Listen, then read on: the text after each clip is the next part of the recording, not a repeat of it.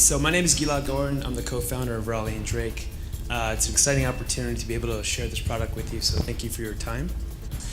So in drawing your passengers to make that next ancillary purchase, what are the factors that really determine conversion? When we did the research and looked at the best-in-class e-commerce companies back in the States and here in Europe, we realized that there's three major factors: personalization, curation, and emotional connectivity. With those factors in mind, we built Raleigh and Drake. Raleigh and Drake is essentially a white label solution for bookable content, highly curated and personalized for the travel experience. What we aim to do for you is unlock this massive opportunity found in in-destination spending, $1.5 trillion. And we do that by enabling you, the airlines, to offer your clients with an entire world of on-demand bookable, influencer-generated content. Content in the form of city guides, recommendations, and destination videos. And the content is created by those whom your travelers already trust. And it's all offered on a seamless and simple discovery platform. For the first time, you will be able to offer on-demand experiences throughout your digital touchpoints. Think your website, any of your apps, confirmation emails, and yes, in-flight, both IFE and PEDs. This is an opportunity to create a premium personalized service. It's not a one-size-fits-all, because frankly, as my colleague in Essential assessed, one-size-fits-all doesn't work. We looked to the North Star of e-commerce, Amazon, and we saw that just with simple personalization, they were able to improve sales by upwards of 60%. That's insane. We want to create that sort of sense of familiarity for your clients, that, they finally get me opportunity that leads to conversion. So with that, I know I have a little time left. So what we aim to do, very simply, is to help you become that guiding light for the experience for your travelers, and in doing so, be able to reap the benefits of, frankly, higher engagement throughout your digital touchpoints for remarketing and retargeting opportunities. Brand loyalty. You are able to facilitate the entire experience, and yes, ancillary revenue. So thank you.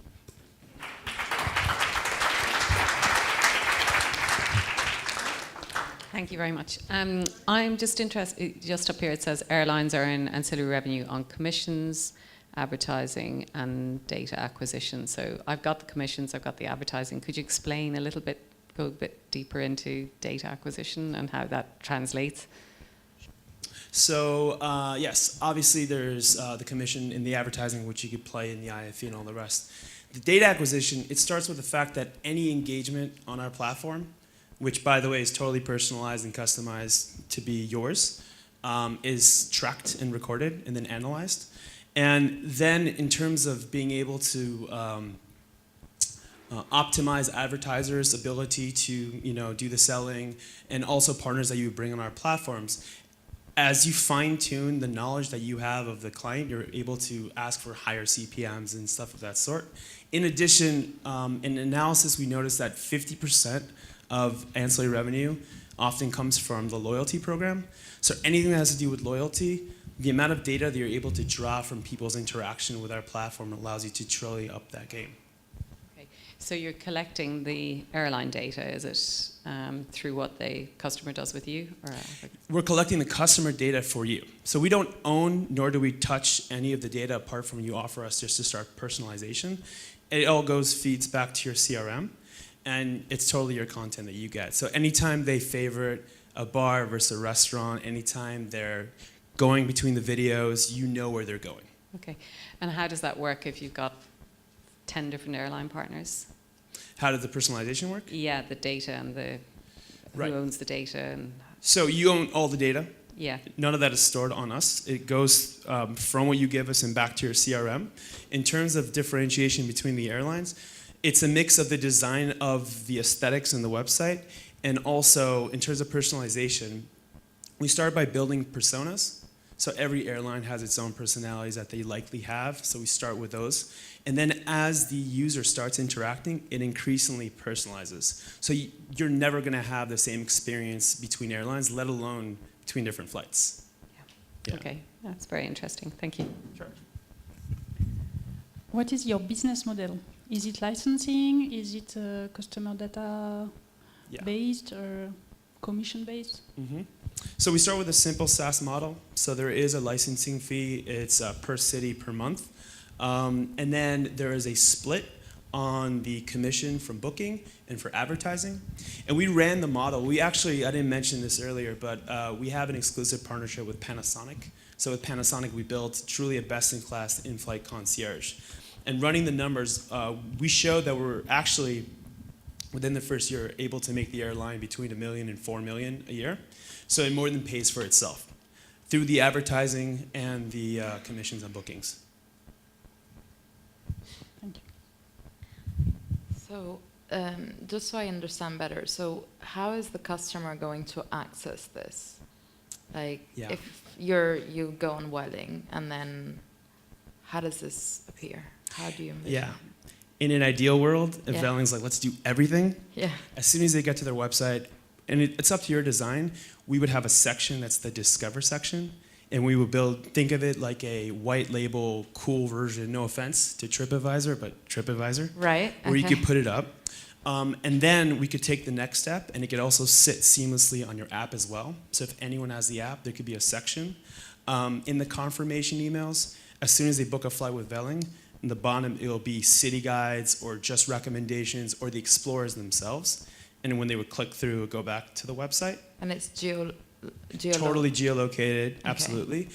And then in flight, whether you have the screens in front or on the app, we actually built it so if you would like, whatever information we get, whether it's the flight manifest information or beyond, they'll see a screen that says, hello, Patricia, or hello, John. And because we know they're going to X and we know a little bit about them, they already have personalized recommendation just sitting right in front of them. And these recommendations are mainly tours, activities, restaurants, what else? Tours, well, so we do not just do bookable, we do everything, because if you're going to New York and you don't go to Central Park, what are you doing, right? So you'll have incredible experiences that include tours and activities, tickets to shows same night, and then in the future, sporting activities, restaurants, literally everything that's not a flight or a hotel. And you, as the airline, could determine whether you want a specific theme or a specific persona. It's all totally customized. And the advantage of a SaaS model is that we're constantly updating new explorers, new content, new features. The next feature we're building is it's called GeoSure, so that not only do you know that you should go to that restaurant in Bushwick, Brooklyn, but you also see that it's safe, because it's not Bushwick of 1992, it's Bushwick of 2017, right? So all these things, we keep adding more to it on a simple SaaS model. And then in terms of the sort of post-booking, so once they've booked it, and then do you just surface the content and then just leave it up to? Well, so again, it's just if you want, the more you want to get involved, the more we could provide. We have geolocation notifications. So if you started favoriting things before the flight, on the flight you add some more, it's all stored, and then voila, I'm walking and I'm 50 meters away from a restaurant, boom, push notifications could come through. Same thing on sales. It's we give you the tools, and the more you want to get involved, the more we could really build that full experience. I mean, the dream for us is that the airline is no longer just the facilitator that brings you to point B. It's truly the hub from which you get the inspiration for point B. So it's the airline that becomes sort of like the hero.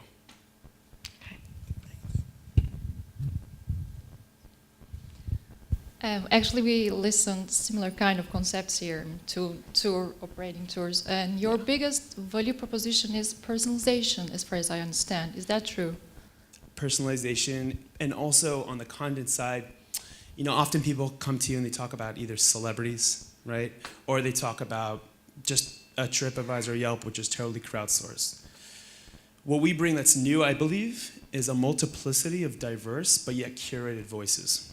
So not one size fits all, and it's coming from people that are there that some of them are really famous, but some of them are too busy winning awards for being chefs or making the most incredible graffiti in the city to actually be on Instagram and always posting.